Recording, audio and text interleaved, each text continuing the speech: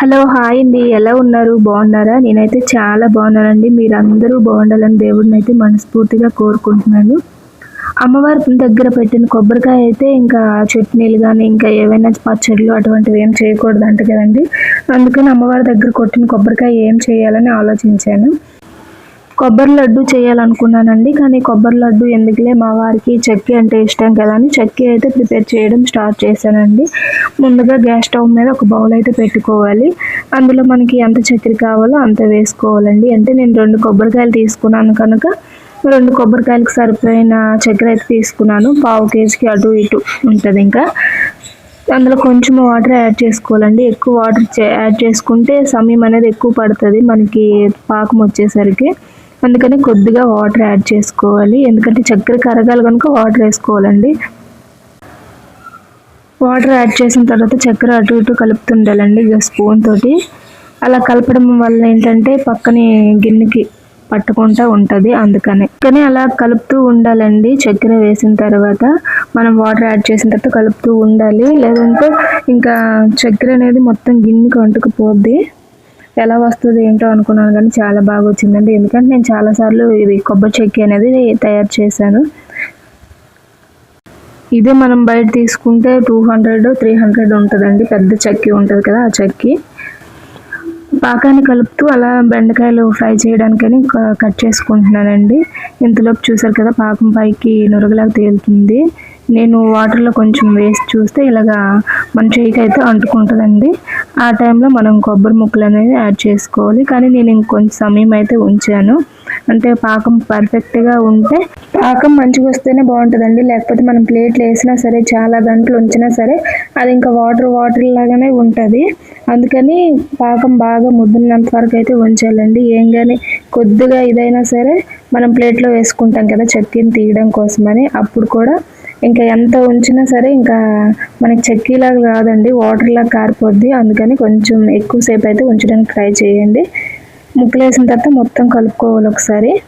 చూసారు కదా, ఇలా అయితే కలుపుకోవాలి. ఇంతలోపు అయితే నేను ప్లేట్కి ఆయిల్ పెట్టుకుంటున్నానండి. ఎందుకంటే తొందరగా ఊడి వస్తుందని, చెక్కి అనేది తొందరగా ఊడి రావడం కోసం ఆయిల్ అయితే యాడ్ చేసుకుంటున్నానండి. ఆయిల్ యాడ్ చేసి అలా ప్లేట్కి అయితే రాసుకున్నాను. ఆల్మోస్ట్ దగ్గర పడిందండి. ఇంతలోపు మీకు ఒక విషయం చెప్పాలనుకుంటున్నానండి. అదేంటంటే మా అమ్మ నాన్న ఫోన్ చేశారు పొద్దున్న. అంటే మేము అప్పటికి ఇంకా లేవలేదు. ఎలాగో బాబుకి సెలవే కదా స్కూల్ అని పడుకున్నామండి. 8 అలా 7, 8 అయ్యింది. ఫోన్ చేశారు. మనకంట పిల్లలు నడిచినా లేకపోతే తింటున్నారా లేదా, పాప నడుస్తుందా లేదా అనేసి అమ్మ నాన్నకి ఎంత బాధ్యత ఉంటుంది కదండి. అంటే మాకు లేదని కాదు, అమ్మమ్మ తాతయ్య అంటే ఇంకా మురిసిపోతారు. ఎందుకంటే మా నాన్న అడుగుతున్నారు పాప నడుస్తుందా, లేకపోతే పాప తింటుందా, ఏమైనా పెట్టినా తింటుందా అనేసి మా నాన్న ఎంత ఆనందంగా అడుగుతున్నారు అసలు. అంటే వాళ్ళ ప్రేమ వాళ్ళకు ఉంటుంది. మేము దూరంగా ఉండడం వల్ల వాళ్ళకంటూ ఒక ప్రేమ ఉంటుంది కదండి. పిల్లలు మాట్లాడే టైంలోనే ఇంకా మేము ఎప్పుడు దూరంగా ఉంటాము. పిల్లలంటే మా నాన్నకి కానీ, మా అత్త మామకి కానీ, మా అమ్మకి కానీ అందరికీ ఇష్టం అండి. సరేనండి, ఈ టాపిక్లోకి అయితే వచ్చేద్దాం. ఇంతలోపు చెక్కి అయితే అయిపోయింది. ప్లేట్లోకి అయితే వేసుకున్నానండి. చూసారు కదా, ఇది నైట్ అంతా ఉంచానండి. అంటే చెక్కి చల్లబడిన తర్వాత వస్తుంది కదా, ఇంకా నైట్ టైం ఎందుకు తీయడం అన్నట్టు మార్నింగ్ అయితే తీసాను. చూస్తున్నారు కదా చెక్కి ఎలా ఊడొచ్చిందో. జస్ట్ ప్లేట్కి ఇలా మనం వెనక వైపు అంతా చేతితో ఇలా అంటే చాలండి, పడిపోద్ది చెక్కి. ఎంత పర్ఫెక్ట్గా వచ్చిందో చూడండి. మీలో ఎవరైనా ట్రై చేశారా లేదనేది కామెంట్ చేయండి.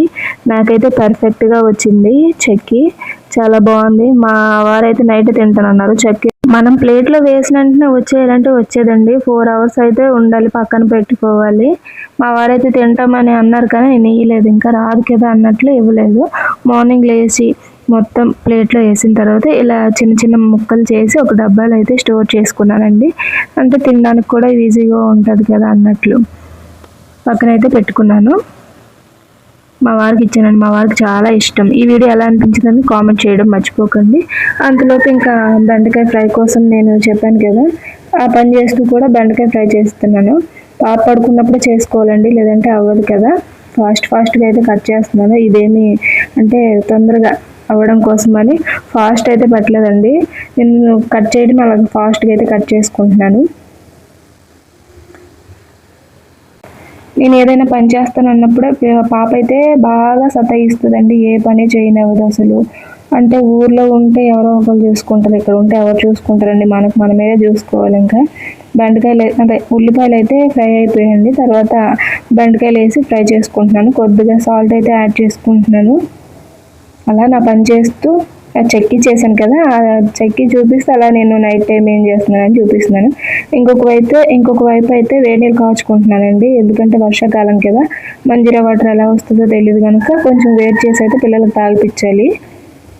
ఇంకొక వైపు వాటర్ పెట్టాను. ఇంకొక వైపు అంటే కరెంట్ కుక్కర్లో అయితే రైస్ పెట్టుకున్నాను. మేము ఎప్పుడు కరెంట్ కుక్కర్లోనే రైస్ పెడతానండి. నేను అలాగో ఒక పొద్దున్నాను కనుక నా కోసం అయితే దోశలు ప్రిపేర్ చేసుకుంటున్నానండి. మా పిల్లలకి మా వారికి అయితే అన్నం పెట్టేశాను. నేనైతే దోశలు వేసుకుంటున్నాను. ఒక పొద్దుండేటప్పుడు టిఫిన్ చేయాలి కదా అని, అందుకని ఒకవైపు కూర ఇంకొక వైపు వాటర్ అయిపోయిన తర్వాత దోశలు అయితే ప్రిపేర్ చేసుకున్నాను. దోశలు కూడా ఆల్మోస్ట్ అయిపోయినాయి. కర్రీ కూడా ఆల్మోస్ట్ దగ్గరికి అయితే వచ్చేసిందండి. నా ఈవినింగ్ టైం రొటీన్ ఇలానే ఉంటుంది. నైట్ టైము అంటే నైట్ డిన్నర్ కోసం చేసుకునేది. పిల్లలతో అస్సలు కుదరదండి. ఒక్క నిమిషం పాపను దించినా సరే ఉండదు, అసలు ఏడుస్తూనే ఉంటుంది. ఎత్తుకొని ఎంత పని చేసినా ఏ మందు కానీ ఒక్క నిమిషం దించామంటే అంతేనండి సంగతులు. ఇంకా దోశలకైతే నేను చట్నీ ఏం సపరేట్గా అయితే చేసుకోలేదండి.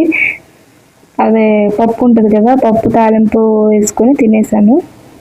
అంతేనండి. ఈ బ్లాగ్ ఎలా అనిపించింది కామెంట్ చేయండి.